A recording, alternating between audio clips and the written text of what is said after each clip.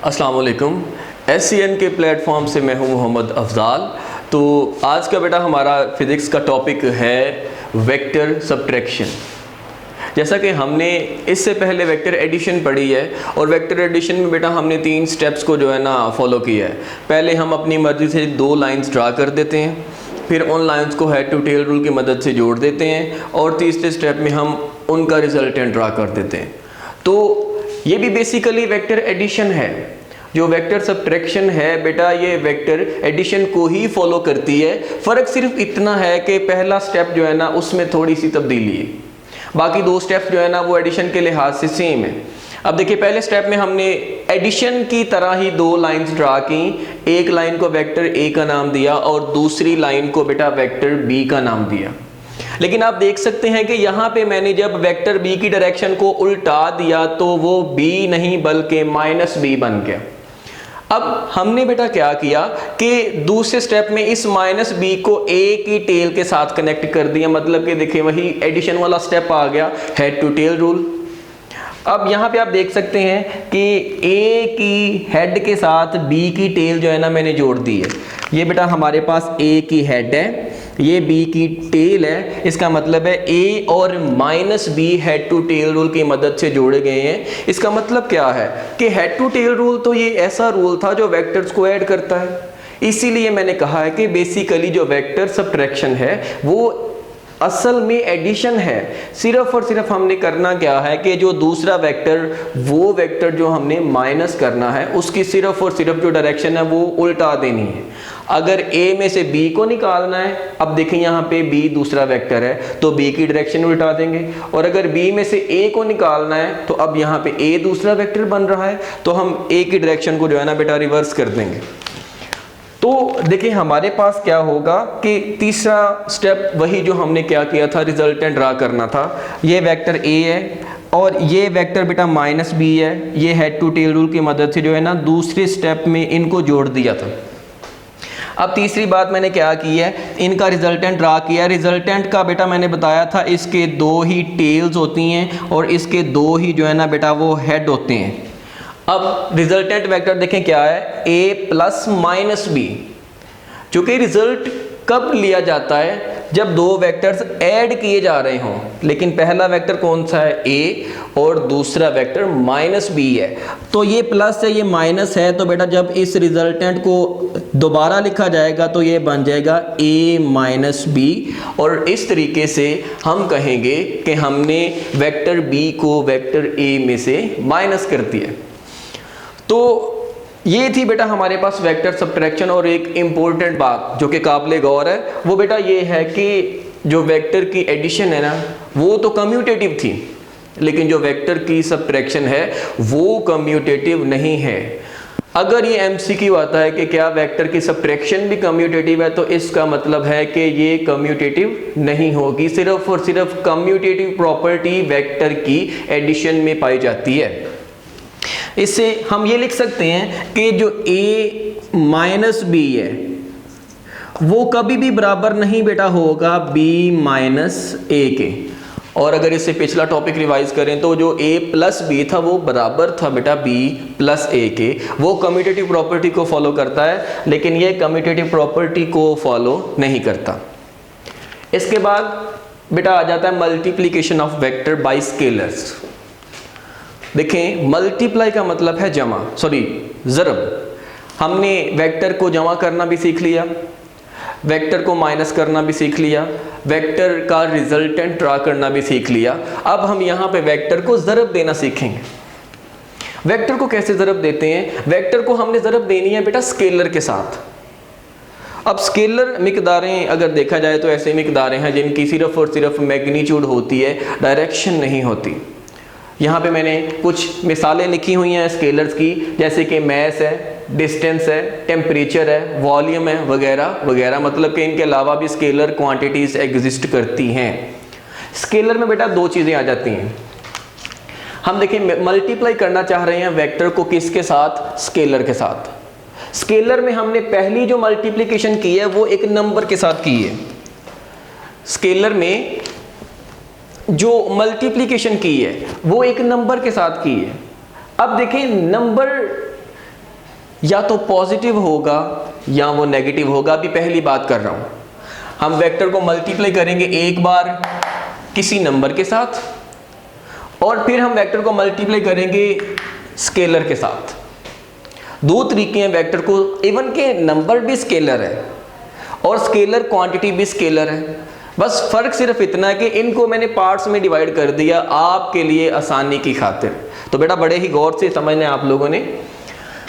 Number से पहले multiply कर रहे हैं, नंबर पॉजिटिव भी हो सकता है और जो नंबर है वो नेगेटिव भी हो सकता है, दोनों ऑप्शन है।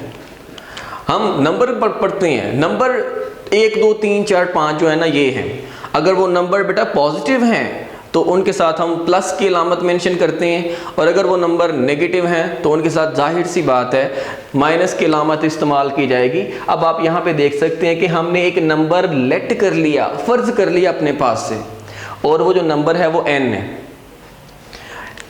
n अगर बेटा पॉजिटिव है इसका मतलब है उसकी वैल्यू 0 से बड़ी है, मतलब कि +1 है, +2 है, +3 है, +4 अप टू सो ऑन। और इसके साथ साथ हमने एक वेक्टर लेट किया और वो बेटा a है। और चूंकि हम किसी पॉजिटिव नंबर को वेक्टर से मल्टीप्लाई करेंगे तो जो हासिल ज़रब है वो बेटा क्या हो जाएगा, na। अब देखें, जैसे कि मैंने कहा कि जो n है यहाँ पे पॉजिटिव नंबर है, तो पॉजिटिव नंबर का मतलब क्या होगा कि इसकी वैल्यू +1 होगी, +2 होगी, +3 होगी।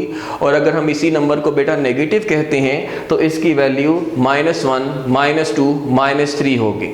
यहाँ पे अगर हम n को a से मल्टीप्लाई करते हैं तो हासिल ज़रब na है, पॉजिटिव na। लेकिन अगर यहाँ पे चूंकि नंबर नेगेटिव है, अगर उस n को a से मल्टीप्लाई करेंगे तो आंसर भी नेगेटिव आएगा, हासिल ज़रब रिजल्ट नेगेटिव आएगा और वो बेटा माइनस में होगा, -na। इससे पता चलता है कि यहाँ पे नंबर नेगेटिव है, और इस प्लस से पता चलता है कि यहाँ पे नंबर पॉजिटिव। अब देखें मैंने पहले क्या रखा, for n is equal to +1। जब मैं +1 को a से मल्टीप्लाई करूंगा, देखें 1 को जब भी किसी चीज से मल्टीप्लाई करते हैं तो वो वैसे ही रहती है। मैंने यहाँ पे वेक्टर a की मैग्नीट्यूड आपको शो की हुई है कि फर्ज कर लीजिए, मान लीजिए कि ये वेक्टर a है, तो देखें जब 1 को a से मल्टीप्लाई किया तो वो a ही आएगा क्योंकि a को हमने ऑलरेडी मेंशन किया हुआ है। अब यहाँ पे जब a को -1 के साथ मल्टीप्लाई किया, चूंकि यहाँ पे नेगेटिव नंबर का ऑप्शन है, अगर यहाँ पे हमने +1 को वेक्टर a से मल्टीप्लाई किया है तो यहाँ पे -1 को वेक्टर a से मल्टीप्लाई करेंगे, तो ये यहाँ पे +a आएगा तो बेटा यहाँ पे -a होगा। बिल्कुल उसी तरीके से ज़रा यहाँ पे आ जाएं, ऊपर वाला अगर +b है तो नीचे वाला क्या था, -b, चूंकि उसकी डायरेक्शन को उल्टा दिया गया था। यहाँ पे अगर ऊपर वाली साइड को वेक्टर a प्लस में है तो बेटा नीचे वाली साइड को वेक्टर a जो होगा वो माइनस में होगा। बड़ी ही गौर करने वाली ये बात है। तो अब देखें हमारे पास 1 वाला जो ऑप्शन है वो हमने बेटा परफॉर्म कर लिया। एक बार वेक्टर a को +1 से मल्टीप्लाई किया तो ये आंसर, एक बार वेक्टर a को -1 से मल्टीप्लाई किया तो ये आंसर। आप देख सकते हैं जो +a है वो ऊपर को है और जो -a है वो नीचे को है। इसके बाद बेटा हमने n को +2 के बराबर रखा और इसी तरीके से n को -2 के बराबर रखा।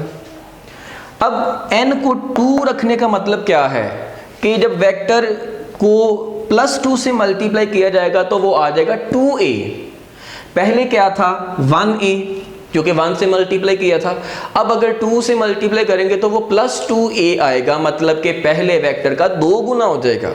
तो बेटा देखिए पहले इसकी मैग्नीट्यूड इतनी थी, इसको 2 गुना करेंगे तो इसकी मैग्नीट्यूड डबल हो जाएगी। अगर सिंगल मैग्नीट्यूड थी तो वो +1a था, और अगर डबल मैग्नीट्यूड होगी तो वो +2a हो जाएगा, मतलब कि उसका 2 गुना कर दिया जाएगा। इसी तरीके से अगर वो नंबर नेगेटिव है तो वो नेगेटिव में उतना ज़्यादा जो है ना बढ़ जाएगा। अगर नंबर पॉजिटिव थी तो इसका मतलब है वो 0 से बड़े थे, अगर नंबर नेगेटिव है इसका मतलब है वो 0 से कम है। तो अब देखें इसके बाद बेटा वेक्टर स्केलर n की जगह पे हमने 3 रखा। अगर +3 रखेंगे तो उसी मतलब कि रिदम के साथ देखिए जब n को 2 रखा था तो डबल हो गया था, n को 3 रखा था तो ट्रिपल हो गया था। इसी तरीके से जब नंबर माइनस में जाते जाएंगे तो वो पहले माइनस में सिंगल आएगा, फिर वो उसी डायरेक्शन में डबल हो जाएगा, फिर उसी डायरेक्शन में वो ट्रिपल हो जाएगा। इधर अगर नंबर पॉजिटिव करते जाएंगे तो अपवर्ड डायरेक्शन में जो है ना उतने गुना जो है ना बेटा उसकी जो मैग्नीट्यूड है वो इंक्रीज होती जाएगी, और अगर यहाँ पे अगर नंबर नेगेटिव है तो उसी डायरेक्शन में उसकी मैग्नीट्यूड जो है ना वो बढ़ती चली जाएगी। मतलब कहने का ये, अगर नंबर पॉजिटिव है तो नंबर बढ़ाने से मैग्नीट्यूड प्लस साइड पे बढ़ेगी, और अगर नंबर बेटा नेगेटिव है तो मैग्नीट्यूड जो है ना वो नंबर बढ़ाने से माइनस साइड पे जो है ना बढ़ेगी। ये है multiplication of vector by number. हालांकि नंबर भी स्केलर है, लेकिन मैंने ज़रा ओपनली बता दिया कि नंबर अगर स्केलर ले रहे हैं तो बेटा वो नंबर पॉजिटिव भी हो सकता है, वो जो नंबर है वो नेगेटिव भी हो सकता है।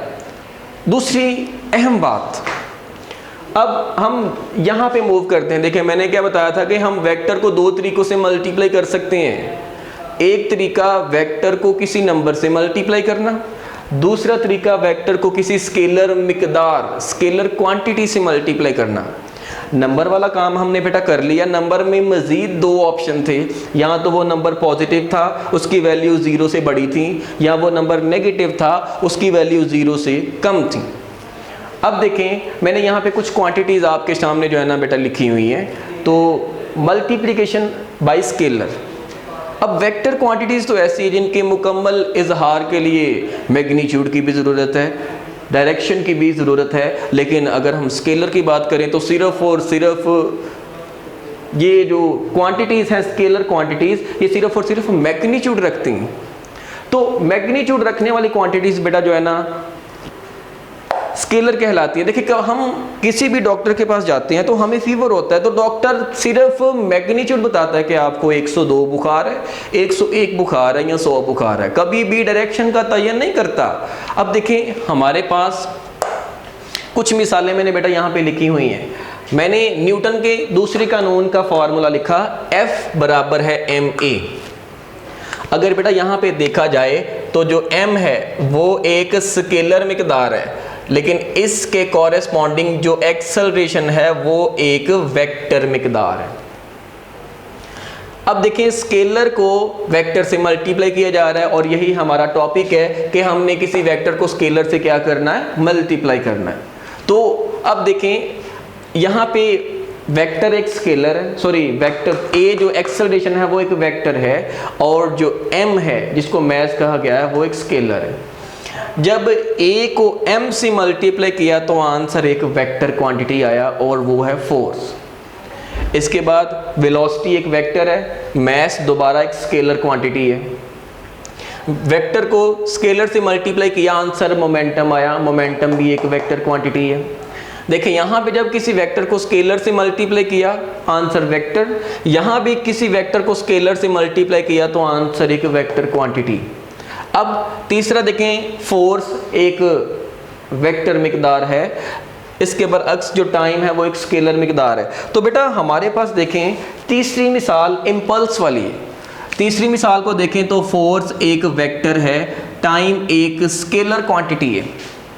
तो अब देखें हमारे पास क्या है, जब किसी वेक्टर को स्केलर से मल्टीप्लाई किया तो ये भी एक वेक्टर आंसर दे रही है। इससे एक बड़ी ही इंपॉर्टेंट बात जो कि एमसीक्यू के लिहाज से अहम है वो ये है कि जब भी हम किसी स्केलर को किसी वेक्टर से किसी वेक्टर को किसी स्केलर से मल्टीप्लाई करते हैं तो हमें जो हासिल ज़रब है उस वेक्टर को स्केलर से मल्टीप्लाई करने का जो रिजल्ट मिलता है वो है बेटा हमारे पास वेक्टर क्वांटिटी। हमेशा ये बात आप लोगों ने याद रखनी है कि किसी भी वेक्टर को किसी स्केलर से जब मल्टीप्लाई किया जाएगा तो आंसर में हमेशा आपको वेक्टर क्वांटिटी मिलेगी। तो ये था बेटा हमारे पास मल्टीप्लिकेशन और ये था हमारे पास वेक्टर की सब्ट्रैक्शन। तो आप लोगों ने इन चीज़ों को बड़े ही अच्छे तरीके से जो है ना बेटा वो याद करना है, समझना है। ये बेसिक चीज़ें हैं। इंशाल्लाह इससे जो अगला टॉपिक होगा वो मैं आपको अगले लेक्चर में जो है ना वो बताऊंगा। अस्सलाम वालेकुम।